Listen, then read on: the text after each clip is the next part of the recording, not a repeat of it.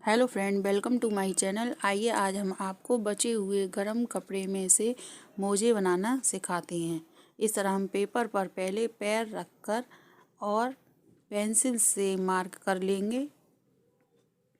आधा आधा इंच दूरी पर हमें मार्क करना है, क्योंकि ये हमें सिलाई के लिए मार्जिन के लिए चाहिए। और इस तरह ड्रॉ करने के बाद फिर हम सही तरह से गोलाई में ड्रॉ कर लेंगे, जिससे हमारा कपड़ा आड़ा तिरछा ना कट जाए और फिर मोजे की फिनिशिंग गड़बड़ हो जाएगी।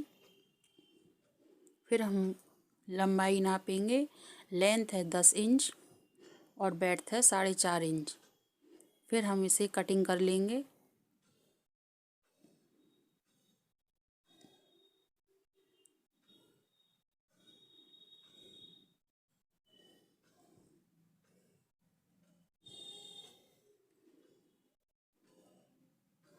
पेपर को कटिंग करने के बाद फिर हम जो हमारा बचा हुआ गर्म कपड़े का टुकड़ा है उसे रखेंगे।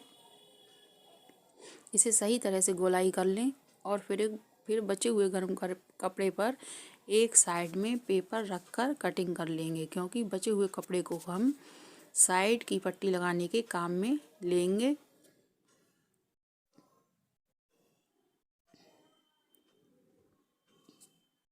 चाहें तो इसे पिन की सहायता से रोक लें या इसे चॉक से ड्रॉ करके फिर कपड़े की कटिंग कर लें।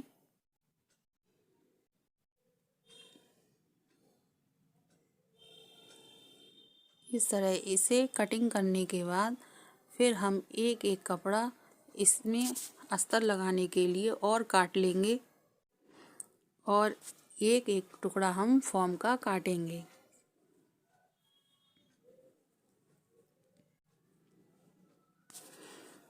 अब इसमें ऊपर के लिए कपड़ा और काटेंगे। ये हमारे नीचे का पेंदा कटकर तैयार हो गया और इसे अब हम डबल करके इस तरह बीचों बीच में नापेंगे। 5 इंच लंबा लेंथ है और फिर उसके बाद हम इस तरह रखकर काट लेंगे। दोनों साइडों से 1 इंच ज़्यादा होना चाहिए, लेकिन ऊपर से नहीं होना चाहिए। हमने ऊपर से भी थोड़ा ज़्यादा ले लिया है, क्योंकि तगाई करने के बाद छोटा भी हो सकता है। हम बाद में नापकर इसकी कटिंग कर देंगे। वैसे जूती बिल्कुल ऊपर बराबर रखकर और साइडों से दोनों तरफ 1-1 इंच ज़्यादा ली जाती है। अब ये दोनों टुकड़ों को हम काट के अलग रख देंगे और उसके बाद बचे हुए कपड़े में से एड़ी के लिए कपड़ा निकालेंगे। इसे इस तरह नाप कर देख लें कि सही है या नहीं है।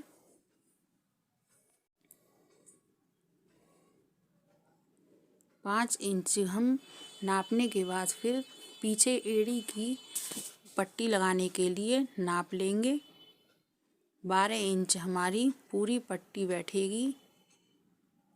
3 इंच ब्रेड्थ और 12 इंच लेंथ की हमने पट्टी ले ली और ये दूसरी पट्टी हम इसमें जोड़ लगा देंगे, क्योंकि इतना ही कपड़ा है। और इस तरह ये हमारी दोनों पट्टियाँ हो जाएंगी।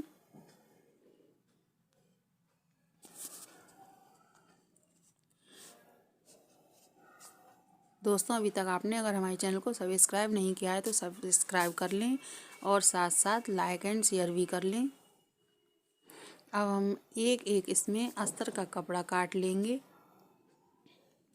और इस तरह फॉर्म रखने के बाद फिर हम ऊपर से गर्म कपड़े का टुकड़ा रखकर स्टिच कर लेंगे और इसमें भी हम स्टिच करेंगे।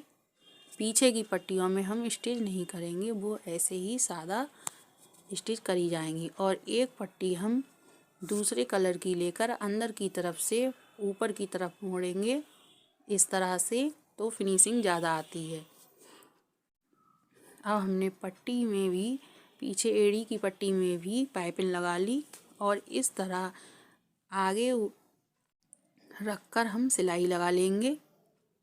कम से कम 2-3 सिलाइयाँ लगा लें और दूसरी साइड से भी इस तरह रखकर सिलाई लगा लें।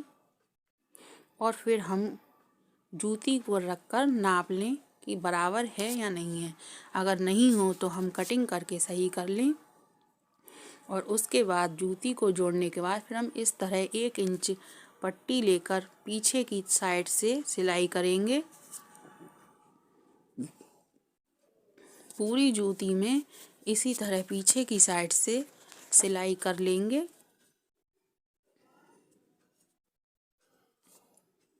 और इसे सिलने के बाद फिर हम ऊपर की तरफ मोड़ेंगे। अगर हम ऊपर की तरफ मोड़ते हैं तो फिनिशिंग ज़्यादा आती है और अच्छी लगती है।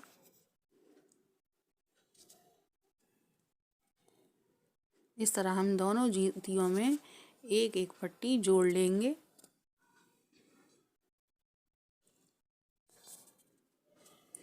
और उसके बाद ऊपर की तरफ इस तरह मोड़कर सिलाई लगा लेंगे।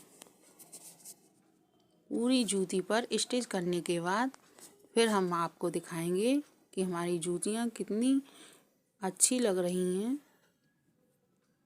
ये काफ़ी आरामदायक और फटाफट घर पर बनाने वाली चीज़ है। इसे हम कम पैसे में और अच्छी चीज़ घर पर बना सकते हैं।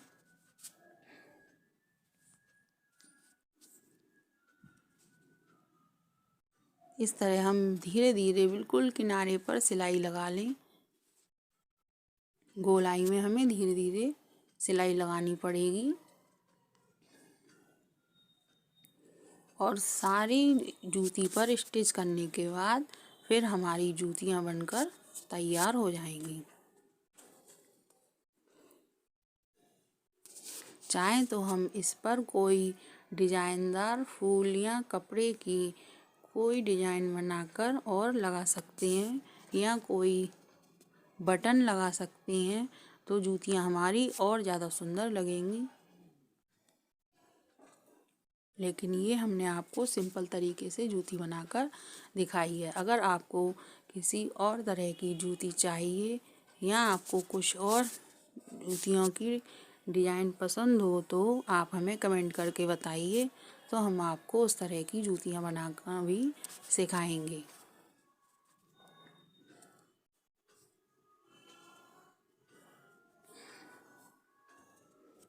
ये हमारी पूरी जूतियाँ बनकर तैयार हैं।